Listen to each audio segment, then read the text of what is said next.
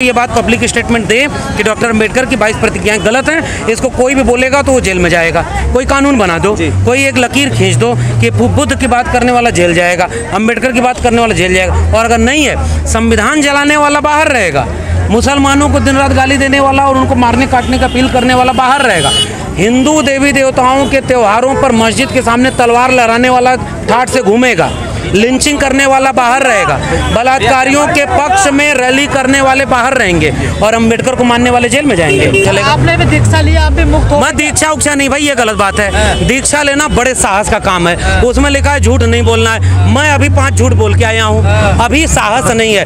कांशीराम साहब ने दीक्षा ली क्या? कांशीराम साहब मेरी बात कानपुर का आपका देखिए नहीं, उसमें दीक्षा का थोड़े ही है। मैं क्या बात कह रहा हूँ, वो डॉक्टर अंबेडकर की प्रतिज्ञा है। और लोग आरएसएस, बीजेपी और ये दक्षिणपंथी संगठन हिंदूवादी सब हिम्मत है तो एक बार बोल के दिखाएं कि हम डॉक्टर अंबेडकर को नहीं मानते। वो डॉक्टर अंबेडकर की मूर्ति बनवा रहे हैं, वो डॉक्टर अंबेडकर का सब कुछ कर रहे हैं, वो डॉक्टर अंबेडकर को कह रहे हैं विदेश में जाकर के कि हम बुद्ध के देश से आए, युद्ध के देश से नहीं, और यहाँ युद्ध कर रहे हैं। ये दोहरापन जो है ये नहीं चलेगा।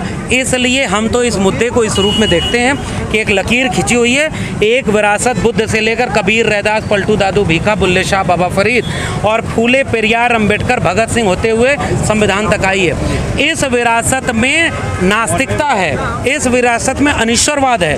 ये भी लोग अपनी भावनाएं रखते हैं और केवल जो हिंदू देवी देवताओं को मानते हैं उन्हीं भावना नहीं होती।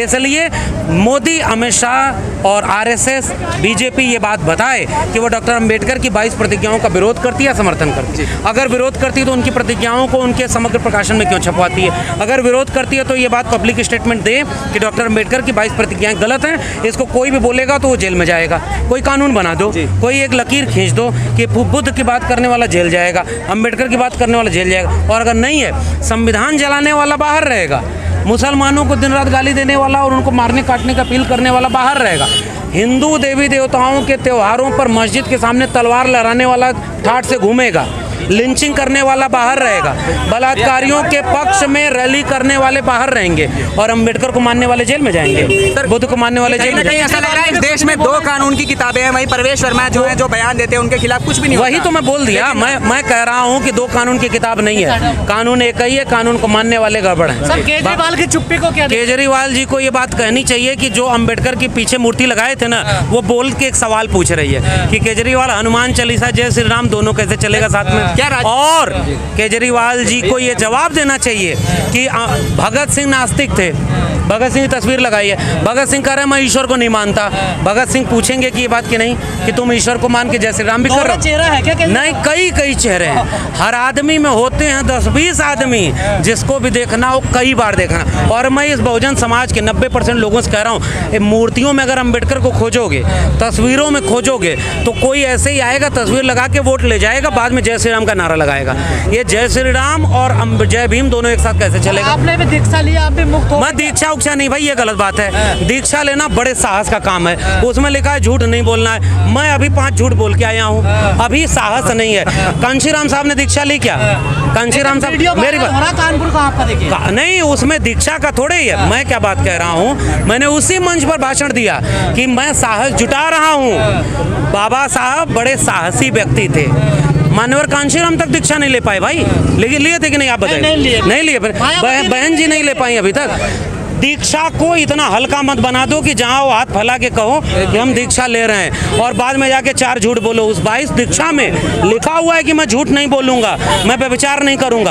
अगर अपने अंदर इतना साहस नहीं है तो दीक्षा भी मत लो, इसको हल्का मत करो। राजेंद्र पाल जी ने एक उद्घोष कर दिया है गैर बराबरी, और राजेंद्र पाल जी ने विचारधारा की लड़ाई को आगे बढ़ा दिया है। राजेंद्र पाल जी ने कई लोगों के चेहरे बेनकाब कर दिए हैं। इसलिए बहुत सारा जवाब मांगना है। इस देश के लोगों को अब सड़क पर आना चाहिए कि अंबेडकर का मतलब स्कूल, कॉलेज, विश्वविद्यालय था। तो नुकसान होगा, फायदा ये केजरीवाल जाने, बहुजन समाज के लोग जाने। अगर हमारे समाज के लोग इतने नादान बने रहेंगे कि मूर्ति को देख करके वोट देंगे तो फायदा उनका होगा। इकट्ठा हो गए, लेकिन मंत्री साहब तो अभी भी कह रहे हैं ना तो मेरा नेता केजरीवाल है। देखिए अब ये इसका जवाब मंत्री जी दें। आप मंत्री जी से सवाल पूछो कि आप अपने नेता से भी तो दबाव डालो कि सत्येंद्र जैन का इस्तीफा क्यों नहीं लिया अभी तक। सतेंद्र जैन जेल में हैं, आरोपी हैं, और आप कह रहे हो कि नहीं भाई मैंने अपने से इस्तीफा दिया। अपने से दिया है तो केजरीवाल कहते हैं कि मैं इस्तीफा नामंजूर करता हूँ। सर गुजरात चुनाव को आप इस मुद्दे पे कैसे देखते हैं? कहीं ना कहीं ये केवल आपको डर है कि भाजपा को इसका फायदा मिल सकता है? केवल चुनाव जीतने के लिए बीजेपी और आरएसएस ये सब काम कर रही है। इस देश की जनता को तय करना है कि वो लोग कैसे अपने विचार की लड़ाई लड़ेंगे। हमें व्यक्तियों के साथ नहीं खड़ा होना है, विचार के साथ खड़ा होना है, क्योंकि व्यक्ति पीछे हो जाते हैं और विचार अगर जिंदा रहेगा तो कल को कोई और व्यक्ति हमसे मजबूत आएगा, हमसे ताकतवर आएगा, हमसे निडर आएगा, हमसे ईमानदार आएगा, वो भी इस लड़ाई को आगे ले जाएगा। भागवत कह रहे हैं देश को जाति मुक्त बनाना है, अब आप ही का काम कर रहे हैं वो भी अब। बहुत मन से काम कर रहे हैं मोहन भागवत। एक तरफ लिंचिंग करवा रहे हैं, एक तरफ जो है एक तरफ तमाम तरह से जाति के नाम। मोहन भागवत जी एक बार कह दें कि जाति जनगणना होनी चाहिए, मेरा चैलेंज है। जाति जनगणना कराएंगे, जाति के नाम पर रिजर्वेशन सबको देंगे।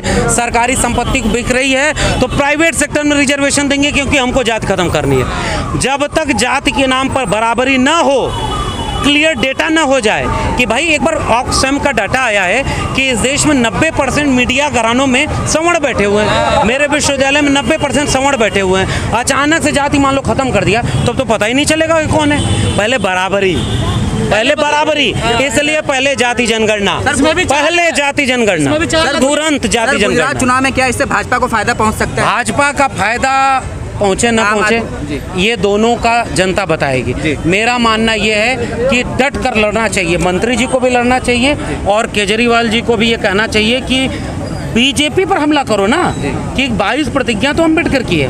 अम्बेडकर विरोधी हो कि नहीं हो ये बताओ। डर नहीं लग रहा? आप भी दे दबा तो मंचों पे जा रहे हैं, देखिए आप निशाने पे तो हैं। नहीं देखिए, बात ये होता है कि निशाने पर तो बहुत लोग हैं। हमारे पुरखे हमारे पुरखे डरे होते तो हम इस लायक बोलने लायक ही नहीं होते। ठीक बात है, थोड़ा सजग होना है। मेरे समाज को तय करना है कि अगर मेरा समाज मेरे साथ नहीं खड़ा है तो माफ़ करिए, कल को आपके लिए बोलने वाला कोई नहीं मिलेगा। चुनावों से पहले आपने बीजेपी की रैलियां देखी होंगी, उन पे कोई भी किसी तरह का कोई रिस्ट्रिक्शन नहीं था, है ना। आपने देखा होगा कि हजारों की जो भी भीड़ थी, जो भी आ रही थी। लेकिन जब बहुजन समाज पार्टी की जब रैलियाँ स्टार्ट हुई तो उन पर 2000 लोगों का रिस्ट्रिक्शन लगा दी गई। सब सारी पार्टियां रैली कर रही थी, आप लोग उस टाइम रैली नहीं कर रहे थे। लेकिन आप देखो कि बीएसपी के ऊपर ही वो रिस्ट्रिक्शन एप्लीकेबल थी, लेकिन बीजेपी के ऊपर ना उससे पहले रिस्ट्रिक्शन थी ना उसके बाद भी थी। आपने देखा होगा कि किसी भी माध्यम से आपके साथ वहाँ गलत हुआ। गुजरात में 1.5 महीना बचा, 2 महीने लगभग चुनाव में कितनी रैलियां कर दी आप लोग? तो बहुजन समाज पार्टी के भाई कार्यकर्ता लगे हुए हैं। 144 धारा पहले बहुजन समाज पार्टी के जो वहाँ के स्टेट के जो भी लोग हैं वो लगे हुए हैं। जिस तरह से दिल्ली में लगे हुए हैं उस तरह से वहाँ भी लगे हुए हैं, अपने तरीके से काम कर रहे हैं। उनकी एक प्लानिंग है, उस हिसाब से काम कर रहे हैं वहाँ पर। और अभी आपने देखा होगा वहाँ के स्टेट प्रेसिडेंट को चेंज करके उन्होंने नए प्रभारी बनाए हैं, बाकी अपने काम कर रहे हैं, वो लोग लगे हुए हैं। मैं तो अभी गांधीधाम में रहता हूँ प्रेजेंटली, वैसे बरेली का रहने वाला हूँ। मतलब काम हो रहा है गुजरात में? हाँ, गांधीधाम का काम हो रहा है और स्पेशली हमारा गांधीधाम का जो एरिया है वो हमारे लोगों का बाहुल्य और अच्छा काम हो रहा है वहाँ पर।